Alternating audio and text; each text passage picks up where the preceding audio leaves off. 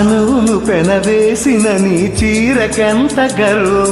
యవ్వన గిరులను తరిమినినా నీ కవిట నలిగినందుకే అంత గర్వం మదనుడి మలపులు తెలిసినవి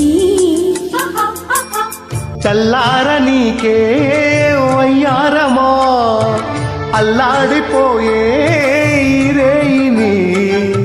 సవాలు చేసి శృంగారమా శంకించమాకి ఆ మల్లెల కేరింతలు నీ నవ్వుల లాలింతలు వలలై అలలై ఒడిలు ఒదిగిన క్షణమే